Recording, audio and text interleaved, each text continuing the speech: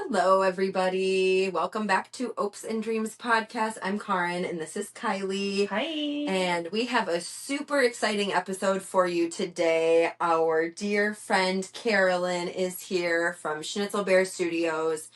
So we are going to bring her on in just a couple of minutes to drill her just about all of her amazing things that she has going on all of the time, because she is like 5,000 times more fascinating than we are. Yeah, at least. Ever. Yeah. So this might be the best episode that we have. So buckle up, kids. Yeah. It's going to be a good one. I'm so excited. How was your week? My week was good. Can you hear me okay on the mic? Probably not. We've learned that. She looked at it. She told me to pick it up with her eyes. I did. Or suffer the wrath. She just knows. I just looked down once and she's like, oh. I get it. They better behave. My week was great, actually. Mother's Day happened, and I know Mother's Day could be hard for a lot of people sometimes. But I had kind of a perfect day. You're a mom. You should have a perfect day. That's what it's for. Perfect day. It was really nice. I slept past 7 a.m. Yeah. Great. I stayed in bed until about 8:30, and then Alex made this really great breakfast, and his parents came over, and we hung out on the porch and like chatted with a family that walked by with their cat and a little bassinet. Oh, that's so nice. It was really Did you cute. sing Happy Cat Moms Mother's Day too? Because it counts. Fur babies are babies too. Count. I heard that there's our own day though, and it's like the day Really? before, the day after Mother's Day. I don't remember, but Oh, which is, I think, is appropriate, because I think giving birth to a child is a lot different than just having an animal. Even though we're like fur moms or whatever, it's just not the same. That experience of acquiring the the species kid or of which you have. There you go. Yeah. That varies. It's very different. I don't know of anyone that's given birth to their dog biologically yet. So when that happens, somebody give me a call. I'd like to figure that out. Do not post links to videos of that. Please don't. At all. Don't. I'll give you the same look I gave her. But it was great. We hung out on the porch. We went to the garden center. Did you see the little orange flowers when you got here in the rocks? I didn't look. You'll have to look when you leave. They're so cute. They're just these little blooms. I was too busy watching your lousy guard dog let me right into your home without even giving a bark. So he is the lousiest guard dog. He's super. He just gets so excited and he just throws his bone around and he's like, "Ooh, I'm so tough." Well, when it's somebody that he knows, then he's good. But when we first moved here, it was like the second or third night that we were sleeping, and I woke up to, we could hear like a bang, periodic bang. And Manny, the 60-pound dog, was up on our shoulders, just curled up in a ball. I'm like, what the fuck? There's a banging downstairs, guard dog. Go investigate. The cat's absolutely not. You're better off with the cat, honestly, at this point. It was the screen door being not latched. If it doesn't latch all the way, the wind will catch it. He wasn't worried. He was just scared. He was terrified. Right. Yeah. Yeah, Mother's Day. Super exciting day for me. Also, I'm not a mom. I wasn't then either. But I went down to Chicago and saw Mel Robbins. That's right. Saw Mel Robbins. She let them watch her on a stage. It was one of those situations where when they say don't meet your idols, it's kind of one of those things. That's like, so sad. It was just, and I don't want any Mel Robbins haters to come at me, and I don't want this to get back to her somehow. We still love her. Both things can be true. Again, her eyes say everything. I'm just confused because the Mel Robbins that we see on her podcast videos, the carefully and all of that, is not the Mel Robbins that you see on stage. That's weird. She's animated, she's loud, she's running around, she's rolling around the ground. And the one thing that I have to I think comment on the most that threw me off out of all of the weird things that had happened that day, She is a very like loud, self-proclaimed sober person. And there was a skit like her and her daughter were reenacting their process of writing the book, which I think is ChatGPT, but we'll get to that later. Okay. But the part that I was really thrown off by was like she like during the skit she like carried out a bottle of wine and then like poured the full glass of wine as if like making it seem like that's how they got through the process. So that was just really confusing. And there was a really like off like timed confetti explosion that wasn't like a build up to it, and like half the people were already leaving. It was just a really weird experience. So I don't know, I could go on and on and on and on about it, but I don't want to ruin it for anybody that decides they want to go see her. So I guess I don't know, bummer. Maybe that's what she's going for. Maybe she's like, I don't want to be the podcast personality, and she had to come up with a different stage personality. She did. Weird pivot. Yeah, it was really strange. Anyway, so we have somebody waiting to get on here that we are going to listen attentively to while she is giving us all of her amazing information. Yeah. So we are going to bring her on now. This is our dear friend Carolyn. Say hi, everybody.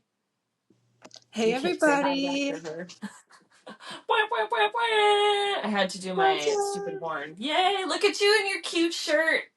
It's my vacation shirt. Feeling really summery and springy these days. Nice. Are you going on vacation or did you just get back from a vacation? No, neither. I'm just feeling vacation-y and bright and summery just because the weather's finally nice. And I've been digging in the dirt and going hiking and just feeling rejuvenated now that spring and summer, well, it's like almost summer finally here. Thank goodness for that, right? Yeah. And summer Seriously. means festival season and bands galore. Yeah. So you're probably really busy this time of year, huh? Yes, I actually just finished my biggest ever project last week. I printed 2,000 posters, and the largest run I did before that was 600. For those of you who don't know me, I'm an artist and designer. They gave me a lovely intro, but my creative business is Schnitzel Studios, and it focuses on music industry art. So as the festival season is upon us, it's like about to be the super busy season, which I'm feeling ready for. I was going to say, after I finished that massive project last week, this week is just feeling more normal, and I rewarded myself last weekend with just like gardening and hanging out and napping all weekend and just, making sure to pencil in that chill time so I'm ready for the busy season, which I know you're getting ready for too. Yeah, I gotta love that grandma core. Yeah. Like we're all about that world. So yeah, we are getting busy and excited for big things too. Like Driftless Music Gardens, which you're also one of the amazing artists for. So Carolyn is like our main artist right now. She's done our festival poster art for the last few years in a row. Looking at it right now, we've got it a few pieces in frames up on the wall in here, and they're just every single one is unique and magical in its own little way. It's all got its own little quirk. I love it. I love your art so much. I'm so grateful that we have you on our team for Driftless. It's so cool. Thank you. I'm so grateful. Like, you guys helped give me my start, like, 4 or 5 years ago now? But fun fact, my first ever poster as Schnitzel Studios officially was the Driftless 2020 summer season poster with the 2 raccoons. And I think that was my first DMG poster, but I was thrilled to get like the first gig and couldn't have imagined that the relationship would blossom into what it is now. And like I've told Tim and Cricket, like I can see us doing this like 20, 30 years from now, just like throwing down, making cool shit.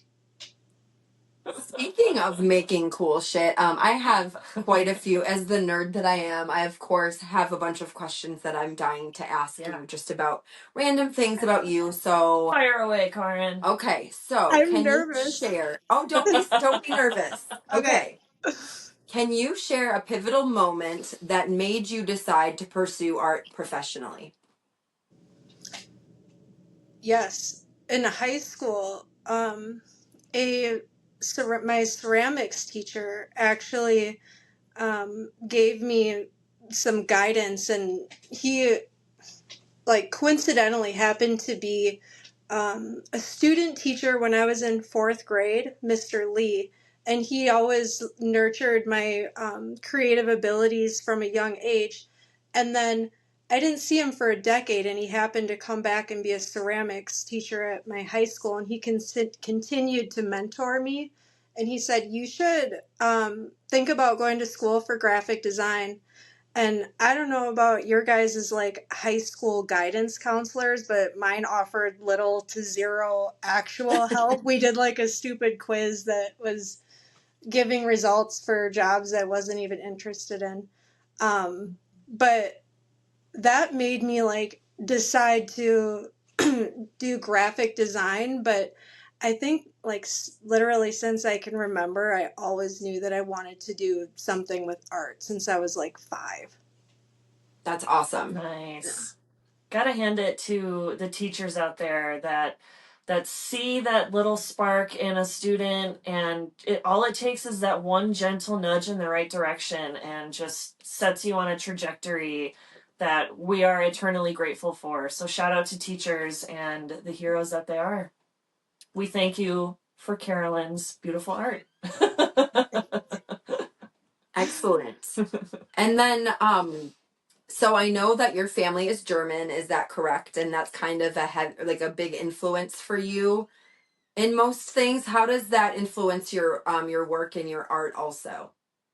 That's a really good and interesting question. Like I have like some German like in my family, but most of the German influence comes from my family just like speaking German. And my grandma taught us how to speak German, not fluently, but just like counting and basic vocab when we were kids.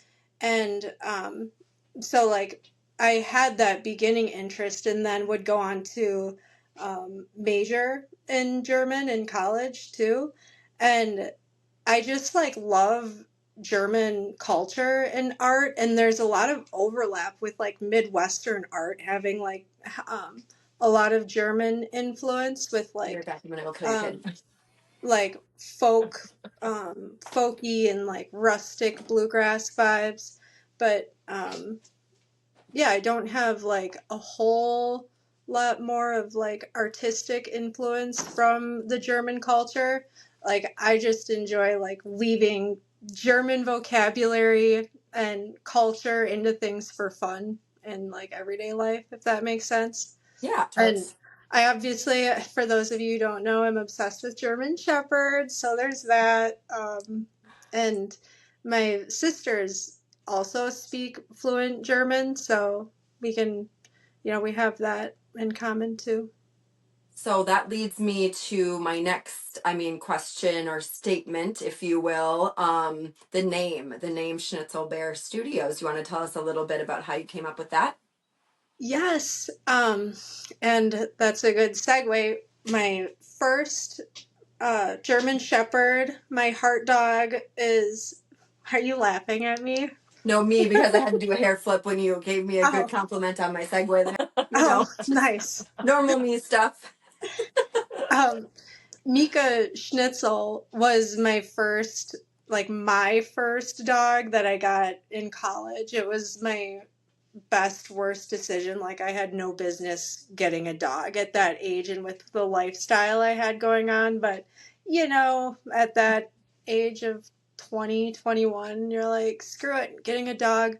But she was my shadow, my best friend for the almost 14 years that she lived. And I discovered like screen printing and gig posters when she, like, a year before she had passed. And when it came time for me to, like, name my creative business was after I had also just lost a puppy of mine. Her name was Greta Bear. That was her middle name. So I combined the middle names of both of those dogs, Mika Schnitzel and Greta Bear, for Schnitzel Bear. That's And really nice. it, like, is so hard to name your own thing and come up with your own brand. And it was so freaking cool that it was like, you know, I'm a crazy dog lady. I was just like, boom, Schnitzel Bear.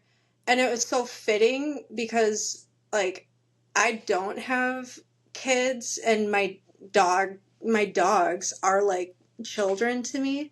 And doing like gig posters and screen printing literally like helped me through those losses so much. And I just love, like, I'll never get sick of the name, and it just is a really cool way to honor their memory.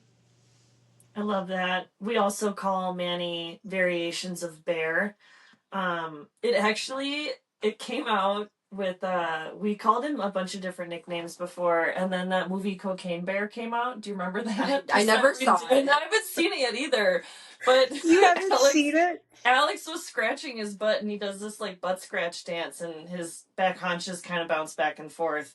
And he goes, "Mima, are you Cocaine Bear?" And it just like it stuck. And now he's Couch Bear, Christmas Bear, Barking Bear, just like all of the variations of bear. Lousy guard dog Oh, bear. that's Lousy fun. guard dog bear, yeah. Also, it was really difficult to not participate in the cat and the bassinet conversation. I felt really excluded because that is hilarious. Well, you can now. Say what you need to say about the cat and the bassinet, please. We should sing to it. Yeah, I don't know. It's just cute. Maybe that could be our theme song. Oh boy. That's awesome. So, what is your creative process like when you're designing a gig poster from start to finish? What does that look like for you? So this is just a preface to like discussing my process, because I realized a few weeks ago when someone asked me like about my process, I like tend to get like nervous about it and like feel kind of bashful. And I was like examining that, like, why am I awkward when people are just like interested in knowing about my process?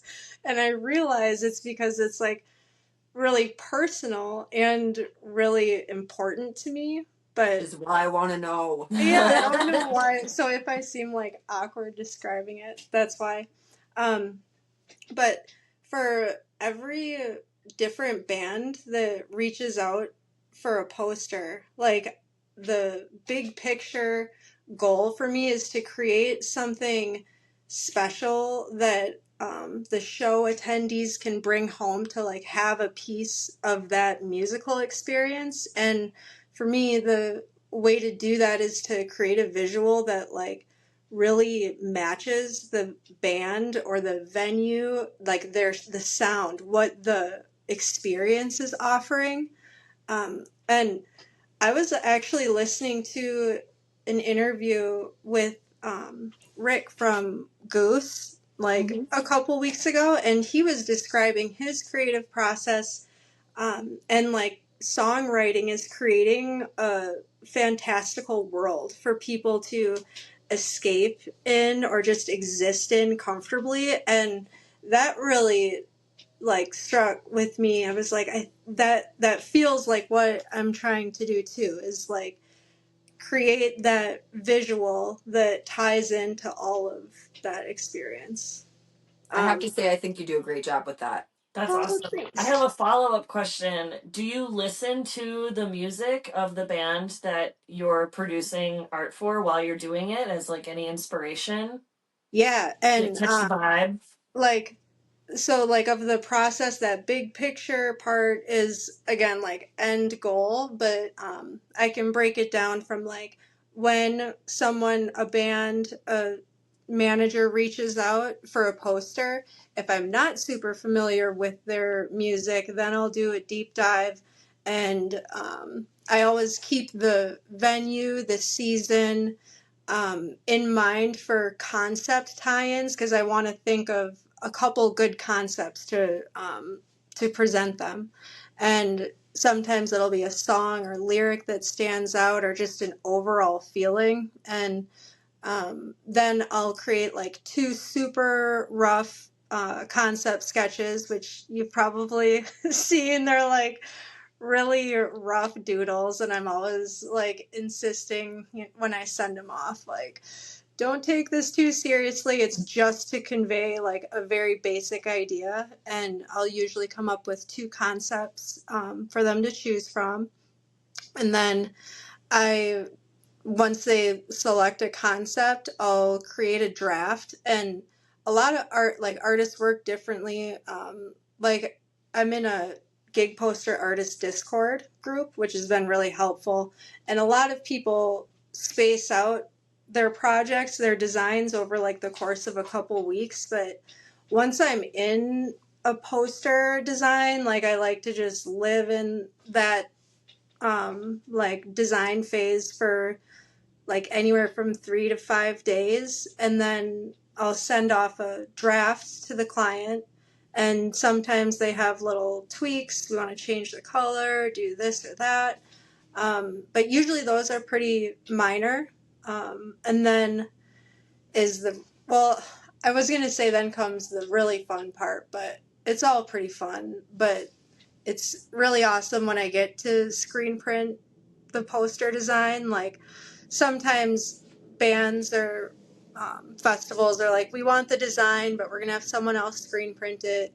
But I love when I get to dissect the art into layers, set it up for screen printing, and then get my hands dirty and do the physical part of screen printing. That's amazing that you do like the entire process. You're like a one-woman shop there. Yeah. So how does it all come about? Like how are you approached by these different bands to do the posters? Do they reach out to you? Do you reach out to them? Is there like a network that the regular person doesn't know about? Secret club. Tell us about the secret club, There Carolyn. is like there are some like secret clubs that actually I guess aren't that secret, but like a lot of the bigger bands I'm finding as my clientele continues to grow are with like larger merch agencies.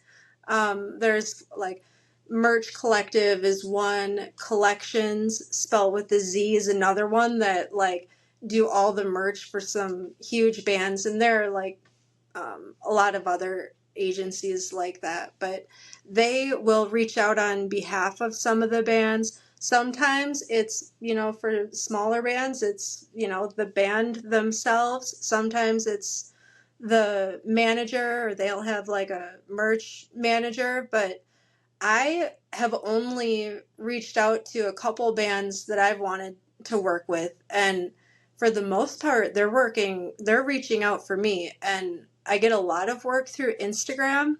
And as you guys know better than anyone, there's a lot of like overlap and connection within the music community. And, you know, the folks who are commissioning art, whether it's the band, the managers, the merch agency, like they do all talk. And between that and social media, it's made it really easy for me to get work.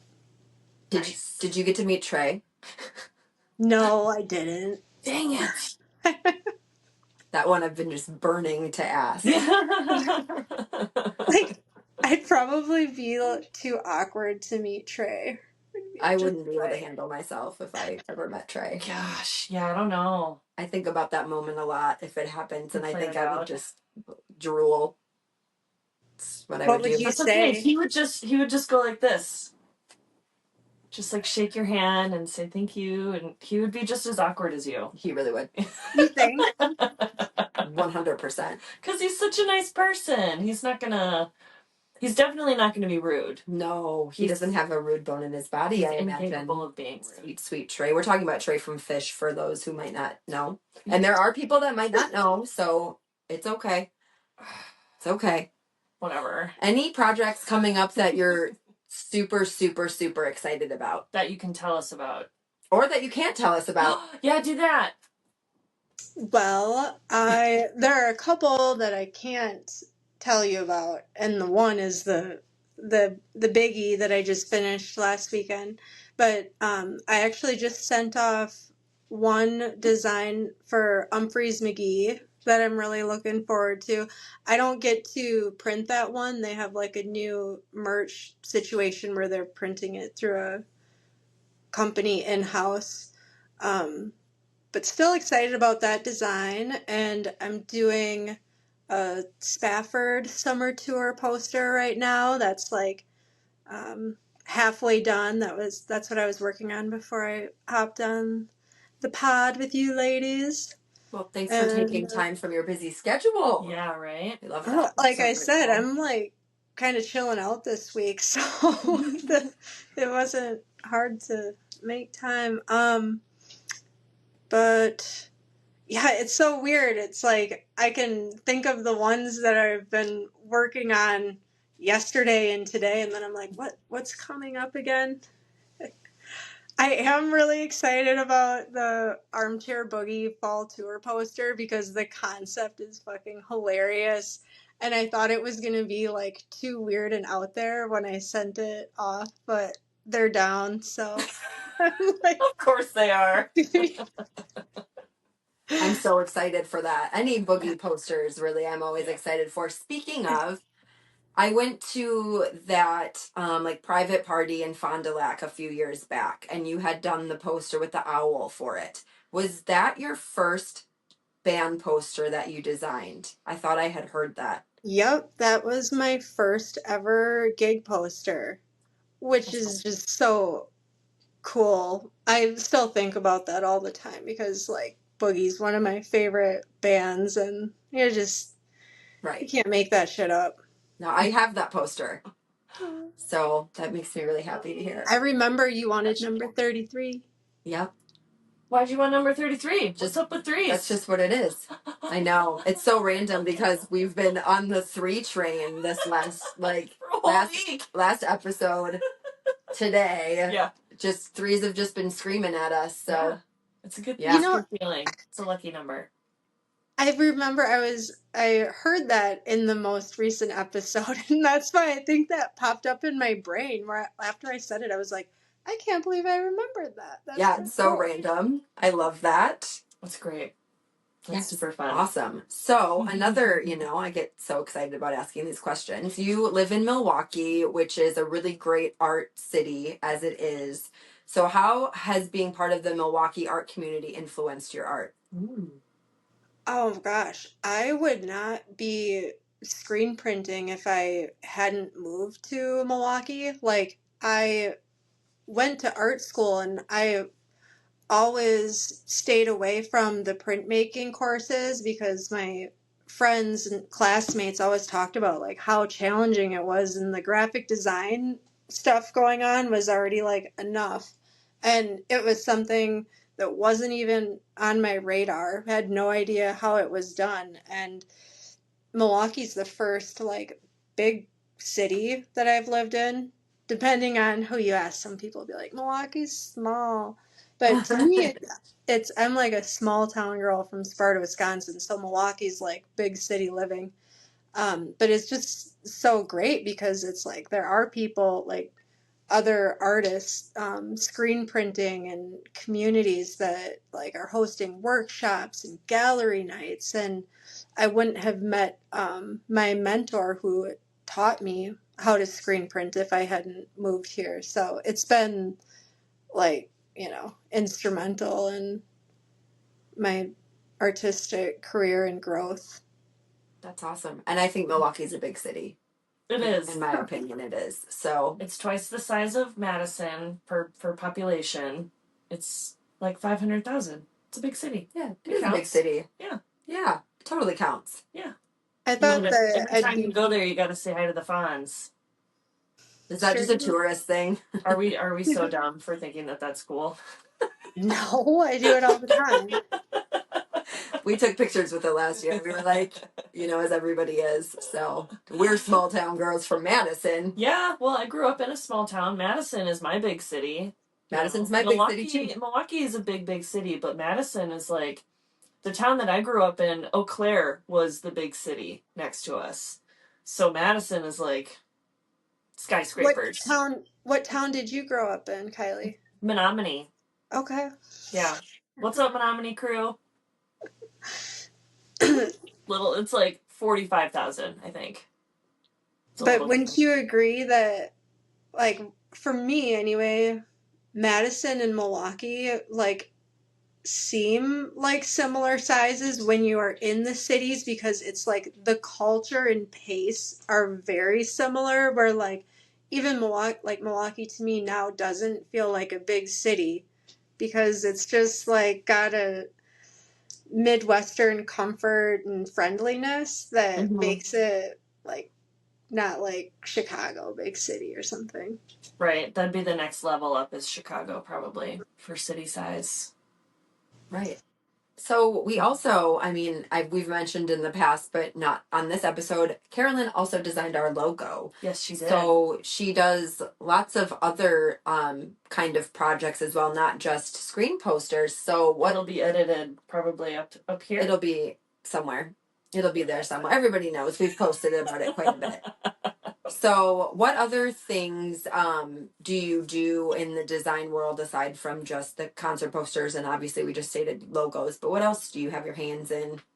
Well, like in music industry art, I love doing merch designs that aren't like a poster because those can just be like more of a quick, fun turnaround, less detailed than a poster. And album covers, things like that. But outside, like these days, most of the work I'm doing is the music industry art and then some logos. And aside from that, I'll have like a few oddball projects like the ones I get with Driftless Music Gardens, where like, make the barn floor pretty, make a billboard, and build Fix that bus. God. That's what I'm doing. I'm finishing the bus this weekend, actually. Yes, she is. We talked Weather about it permitting. Yeah, right. So, that'll be awesome. But I've done like package design, billboards, and I'm doing a little bit of website design. But as I like just become more and more passionate about the music industry side, I kind of just want to be doing music industry stuff and logos because I really do enjoy designing logos. Right, and it probably keeps you busy enough with those things because you're on fire right now. Yeah, for real. On fire, and we love getting to watch it. We love having a front row seat to seeing your success that you've, just such a short couple of years. For me, I'm a fangirl. Yeah, it's like a dopamine hit every time Schnitzel Bear makes a post about a new poster logo that she's done. Like, yeah, she did another one. Look at that one that she did. That's so cool. Oh my God, she got Billy Strings. We're big time fans over here. It's so amazing. She's gonna do our logo? What? Yeah, she said she would. Why? Whatever. I love you guys, and I wore my overalls for you today. Did you notice? I noticed that. Looking good. I love TLC for life. We were TLC last year for one of the theme days at Driftless Music Gardens. It was a 90s theme for the Boogie Down, right? It was a smashing success. I'll say. So what advice? Oh, go ahead. I was just gonna thank you for genuinely rooting for me and being so excited for me because it adds a lot. It just keeps my momentum going, having buddies that are just stoked for me and feeling that love. It is very much appreciated. So thank you. We love it. We love you so much. We love it. I almost wore I don't know why I messed up. This whole time my plan was to wear my awesome Schnitzel Bear hat. And I totally fucked that up. So a good hat day. Whoopsie. What are you trying to say? Nothing. That it's a good hat day. You look perfect. Right. While we're on the topic of like rooting for each other, I gotta pat you gals on the back for kicking serious ass and like Wait, right here? Right here? Which a side? little more towards center and pat. That was For what? For what? for just continuing to push yourselves out of your comfort zones and helping other people do that and make their visions come to life and, putting yourselves out there. It takes a lot of guts to do what you guys are doing, and We'll regret it I someday. respect that. Thank you for saying that. Seriously, I think that you can maybe take for granted is the wrong word, but just like not realize the bravery it takes to just like start a podcast and like put yourself out there. Is it brave or is it conceited? Or is it? I think it's really brave. Or is it insane? It scares me. I mean, you got to see what the process is really like behind the scenes earlier before we hit the record button. So it's a dream. That's like all those like so reality versus Instagram situations. Oh yeah. One of these days I will secretly have a camera recording the setup process before she hits record. Please don't. Please do it. You'll just see me throwing an absolute tantrum every single time because I cannot figure out technology to save my life. Can we get back to the questions, please? Get back to your list of questions. I just got so excited about this interview. I know you did. Basically, Barbara Walters. They're numbered. I was really excited. So this is practice, actually, to go off of just real quick. Practice for when we become super famous. This is like the lowest level of... No, this isn't. This is our highest level guest. Well, one of our... No, just the podcast in general. Which is it? Just like, what are you saying? The podcast in general. Oh, yeah. The podcast is a mess. She's way up there. Like, we all know that. To the sky. Stop making that gesture. Oh, sorry. I'm gonna have to edit that out. Put another cow sticker. We're canceled. It took till episode number 14 and we are canceled. No. Okay. Rockets in flight. Back to the questions. We are going off the rails here. So, what advice would you give to artists who want to start their own creative business?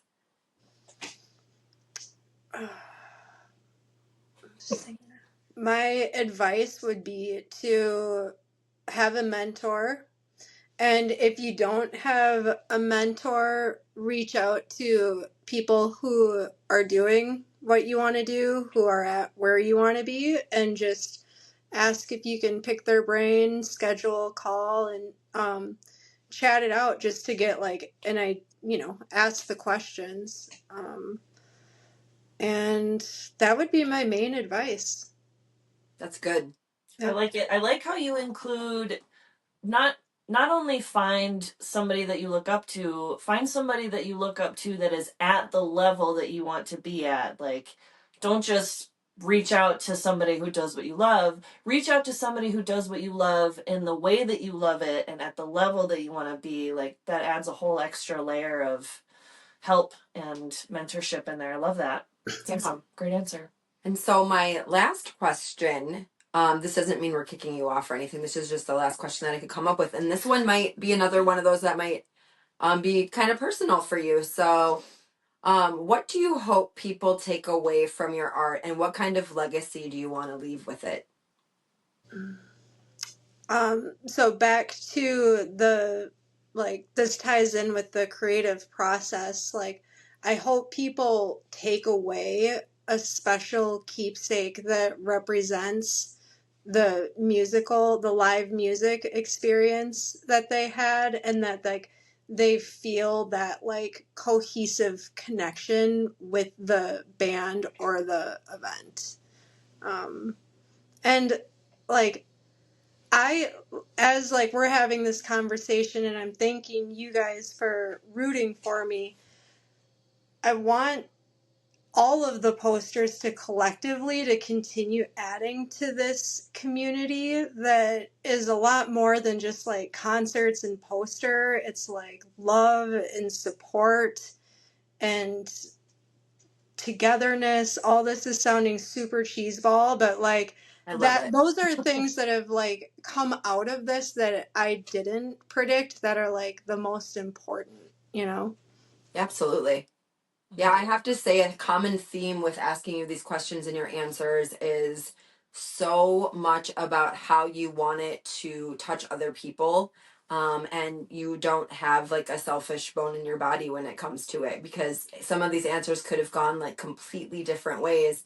And everyone had such a theme of like how you want others to feel from your art and the experience you want to create behind it. So Yeah, I think it lies or lives in a different area of art where she's creating art for people upon request usually, instead of just being an artist making art for herself in like a studio that someday goes in a at an art gallery and is sold. But that kind of art is very personal on a different level.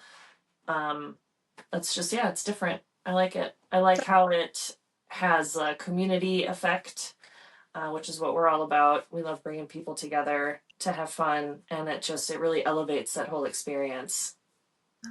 I appreciate you noticing that, and it's just like helpful to reflect on that. Mm-hmm. do you get to create art for yourself aside from this? I mean, obviously all of it's a little bit for yourself. But do you get to just create for fun these days also? I am like a lot of screen printers and poster artists make a lot of art prints that are not gig poster prints. They're just like art for the sake of making art. And I'm often told that I should do more of that, but it doesn't drive me like the gig posters do. Like, I love coming up with those concepts from start to finish. It's connected to the music. And when I do some like for fun designs and like my own merch, and I'll do some crafting here and there, but like when I'm really pouring myself into it, like, and what I want to be doing is creating posters. So That's gig awesome. posters, that is. So yeah. Awesome. Well, I hope you get to do that for Yeah. however as long as you want to do it, because I mean, like I said, you're on fire right now, Mm-hmm. and it's just so exciting to see. And we're so excited that we were able to spend some time with you today and have you on here. You were probably like one of our top from the moment we decided we want to do the podcast. Yeah. I think it was like we got to have Carolyn on. We have to have It Carolyn. was like almost immediately. Right. So That we is did this flattering. for you, actually. you're welcome. This is we created this whole podcast just for this day, actually. We're like, we know she's gonna do the logo. Right. How do we slowly just pull her into doing this with us full time now? Yeah. You gotta move to Milwaukee or you gotta move to Madison. So that's right? gonna happen. Since you're so busy all the time, I do have a question. What do you do for yourself that is not related to art or work in any way? How do you find or make time for yourself, and what do you do? I walk my dog religiously. 3 times a day, I'm outside with Lucy, and that's like my main form of self care. And I hang out with my sisters and friends a lot, or, like when time allows. It varies from week to week and whatnot.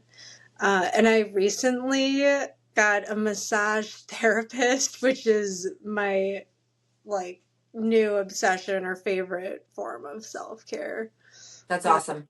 Yes, highly recommend. Where's Lucy?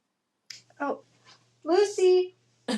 Yeah, She'll be in just a moment. Speaking of Lucy, it'll be just a moment. She's gonna come Just out a from her moment. office. She's working very hard Lucy, today, Miss Lucy. come, She's such a good girl. She was just like waiting for Mama to call her. right? come.